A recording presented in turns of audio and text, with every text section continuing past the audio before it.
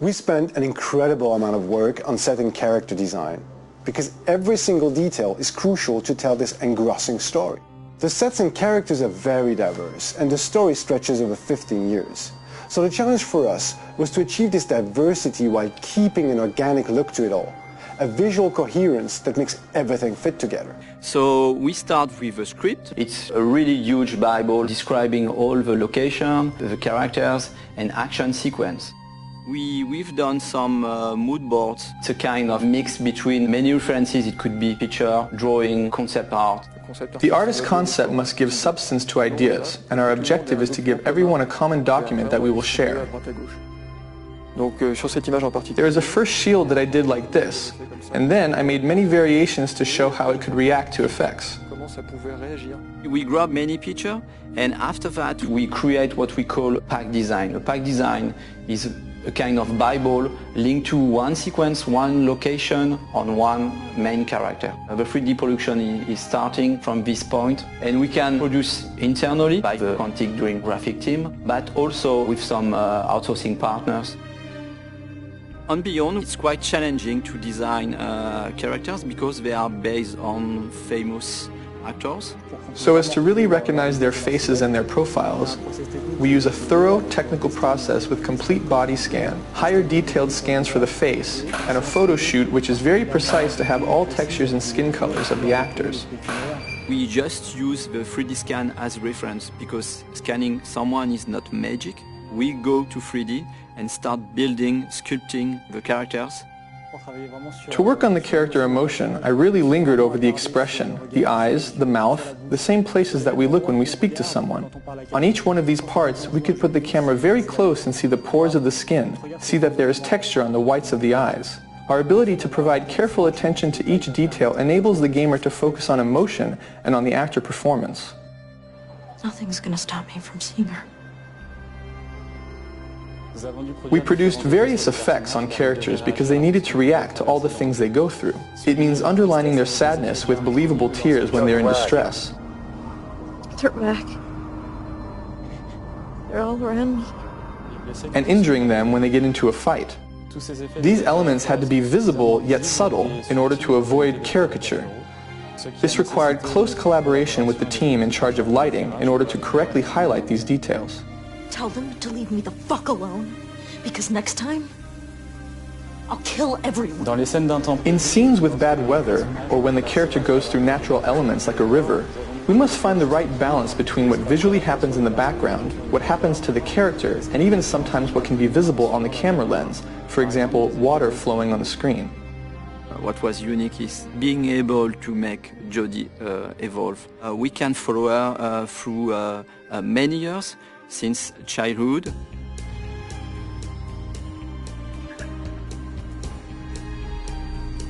We build close to 70 versions of Jodie. She experiences so many moments that we could make her character very distinctive according to the period of her life. We have to propose a particular and different emotion through each version of Jodie. So we spend many time with the artist's concept and fashion designer to dress, to see how we could change the haircuts of an actor to make him younger or older in a consistent way.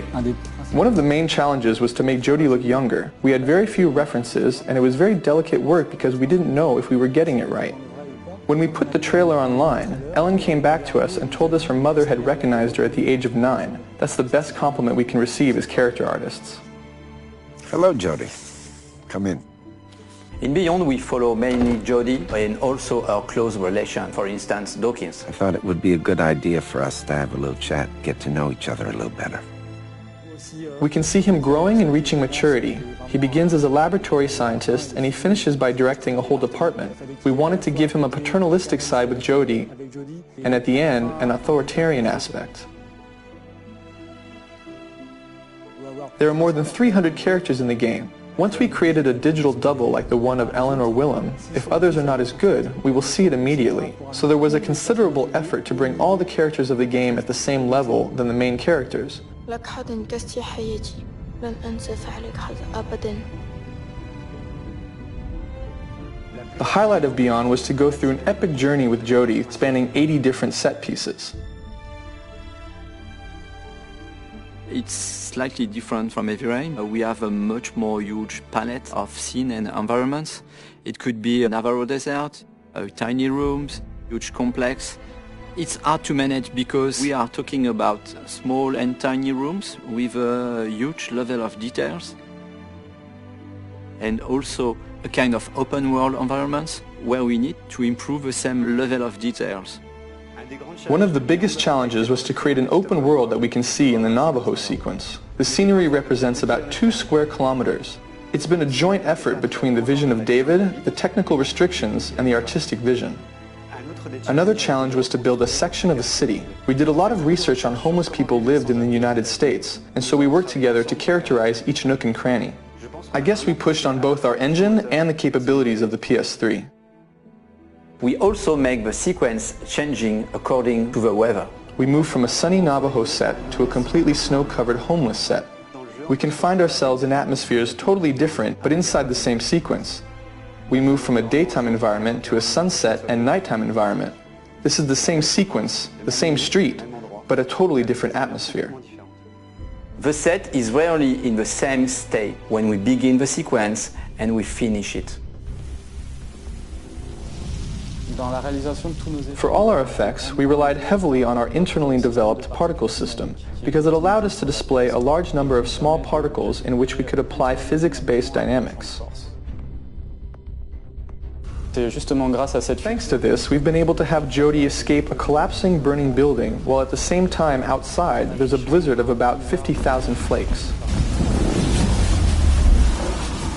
In Beyond, we speak about Jodie, but also about our connection with an entity. It was a real challenge for us. When we go through an object, we have to foresee the interior of this object. So we had a lot of detail to let the gamer having fun and to make the world around Jodie and Aiden more consistent. In Beyond, there is an important fantasy element as well that includes creatures, entities, etc. In the beginning, we thought about something quite marine, but with an aquatic creature, it was almost too real. So we changed our idea towards something more polluting, more dark. Entities don't really have defined shapes, but however, they are very frightening. Imagining and creating the infraworld was also a great challenge. We had to think of a plausible, aesthetic way of representing what lies beyond. Souls disintegrating and taking shape again, for instance. Beyond is a very challenging project. Everybody in the team tried to push hard the limits of the PS3 just to be able to recreate this journey in the life of Jodie Holmes.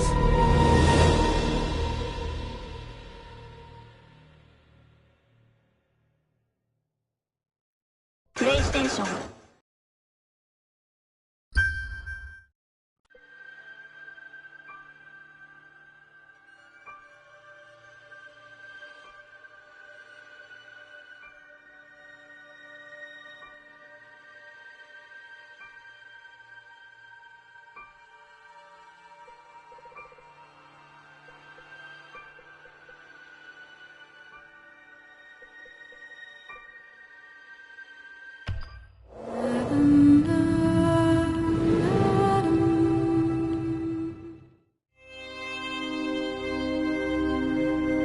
I was confronted with the loss of someone in my family close to me, and it was really a shocking experience. I wanted to tell a different story and not talk about death the usual way, I would say, but really deal with death as a physical reality and that can be explained. David Cage's vision is always one that is innovative and highly challenging. So each time we start out on a project, we see those giant mountains in front of us and think, oh my God, how are we going to do that? It took about a year to write Beyond. It was really challenging a collaboration because David is really passionate about writing and he always wants to push the envelope. You know, the concept is huge and there's, incredible action sequences and locations all over the world, but there's also this beautiful drama within. One of the challenges of doing this is because the player participates in the scenario, the possibilities of where the story goes is fantastic. We ended up with 2,000 pages document and we realized we had a very big project in our hands that would be very challenging to produce. It was a journey, right? Writing Beyond was a journey by itself. I like being around interesting people that are really innovators and are passionate about what they're doing. And I had that sense in how they approached me and what I saw in the design and how they were talking about how they wanted to shoot. It was strange because it felt so foreign to me, because it sort of felt like jumping off a cliff a little bit. Maybe that's just what I did. I just sort of jumped, I guess. It was exciting. You know, it was exciting in the sense that it was unusual for me. Everything was so unusual. I'm a true gamer. When I got the call and I was going to meet David, I was beside myself. When a project is someone's baby and they put so much time and so much heart into it, you really see it. And this is such a developed story, and this is going to make you feel and have emotion and go through a journey. So it's something I really want to get into. I think that's the other thing that's so exciting about this game is this female protagonist, not a female protagonist who's like, sorry guys, like has like big boobs and a tank top, you know, and is like running around with a gun. And I feel grateful that I can be involved with playing this female protagonist in this video game. It was really important amount of pages to shoot. In films, usually they shoot about 2 to 3 minutes a day. We had to shoot above 20 minutes. It's been shockingly emotional. You just don't stop. You just go and go and go and go. I've kind of really enjoyed that experience. It's been like weirdly kind of freeing. You walk by the performance capture space, and it looks so tiny. And you look at that and you say, my God, all that stuff happened in that space today. When I say happened, it happened in your imagination and it happened in your intention. But it's a powerful feeling. It's so amazing that this is what I'm getting to do. I can't sleep at night. I go home and I'm just so excited that I'm coming back tomorrow. There's an aspect of motion capture that really skips to the chase and gets down to something very basic about performing. Go back to bed. With Alan and Willem, it's really like driving a Ferrari in a way. You need to be very precise as the pilot, because whatever you ask the car to do, you will get it. But because they're so talented, they will give you something that will be fully consistent with the character and that will really bring something that you didn't think of. The pleasure for me as an actor is not interpreting something. It really is serving someone's vision and then making it my vision. And David, you know, is pretty inspiring. David's awesome to work for. I don't think I realized when I signed up for it just like how much of an incredible experience this was going to be as an actor. I mean, I really have nothing other than unbelievable respect for what he's doing, and just for whatever reason, totally just trust him, and just every day, just sort of go for it. Both Alan and Willem came on set with a lot of respect for the project. They really wanted to do the best possible job they could just to serve the project and serve the vision, and I think it's going to make the game much better.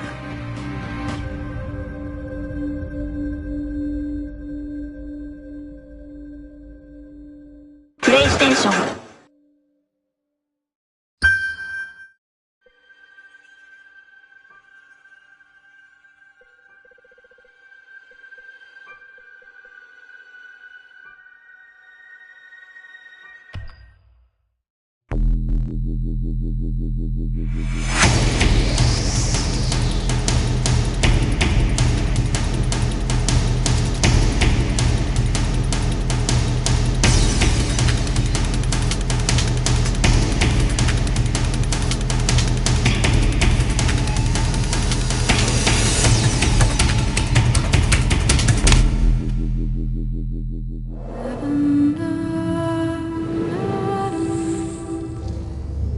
Every second of movement you see in Beyond is motion capture, ranging from simple in-game motions, walking, turning, all the way to stunts, fights, four-person fights on train roofs, to performance capture, to full facial and body capture at the same time. It's not your call, Aiden.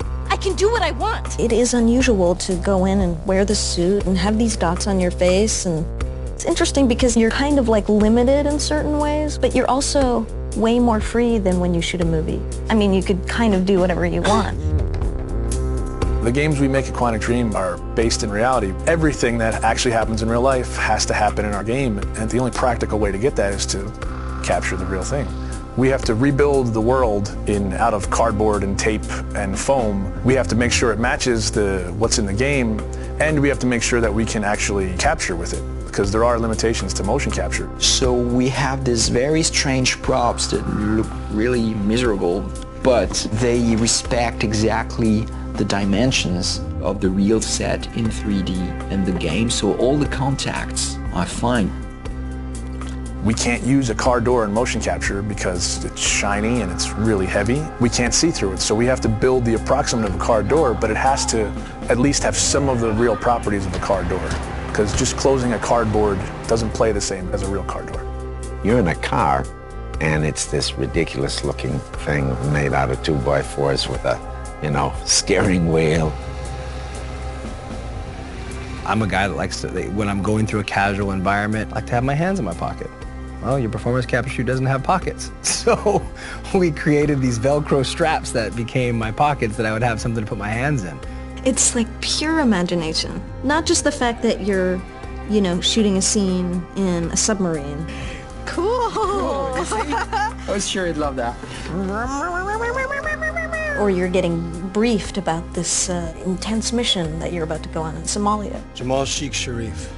Literally, it's like being a 7-year-old with your best friend and you're pretending that the world's gonna end and the bad guys are coming and we have to jump from couch to couch and avoid the lava. I think that's also what makes it challenging, but also really incredible and like raw. Everything becomes kind of bare and essential, but also it's sort of disturbing sometimes. When you're eating in a scene and say we're eating pizza, it's like a little piece of triangle cardboard that, thank God, says pizza on it, or else I would not know what it is.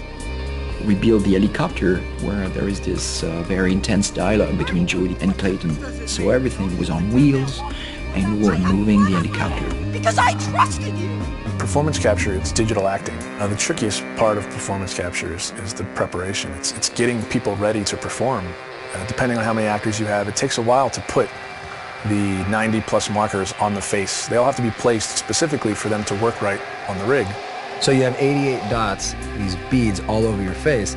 Not only that, but you got all these hard ball-like Velcro things all over your body as well. It's gonna pose a little bit of a challenge. I mean, All these little balls. Oh, fuck! I've got like 10 bruises in my arm. Everything's very refined because they want to have a vocabulary to play with. So you try to be the material. You try to give them as much as you can. In our game, we have dozens of hours of animation.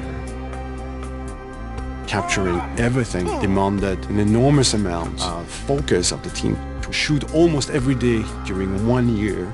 And then, of course, treating all this data, bringing it to the character in the game. Nathan?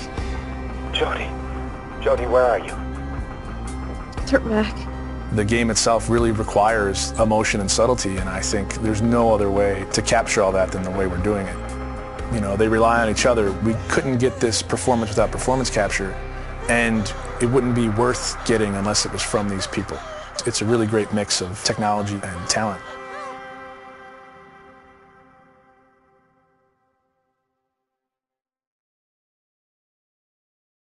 PlayStation.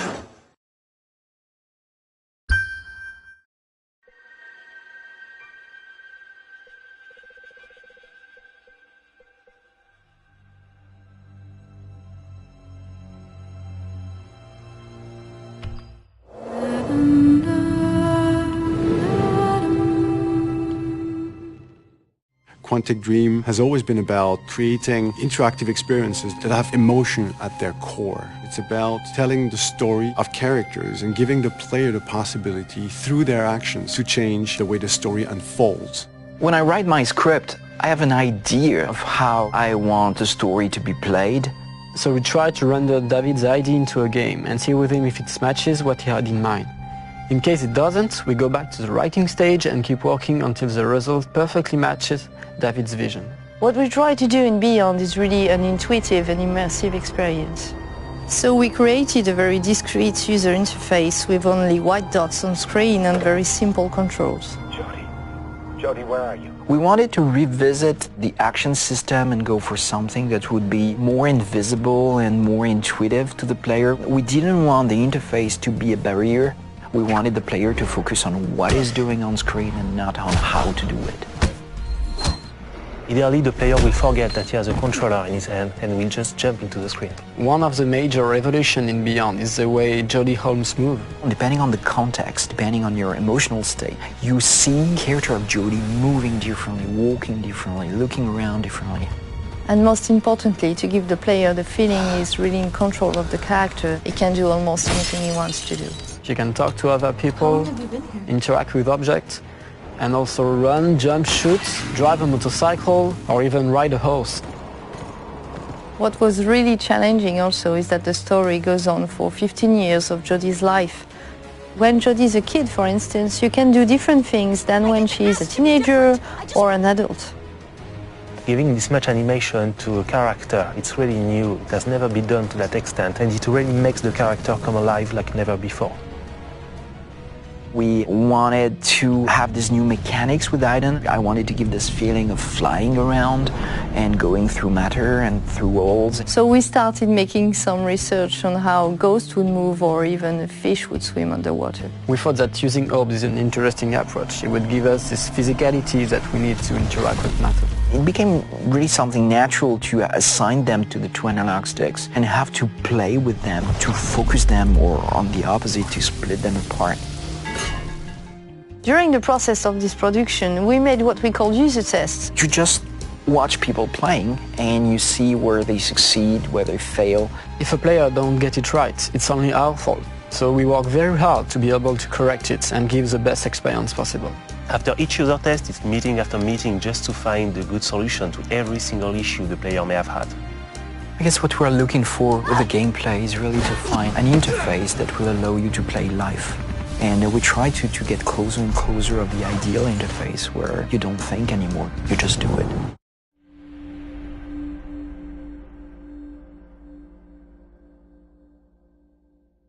PlayStation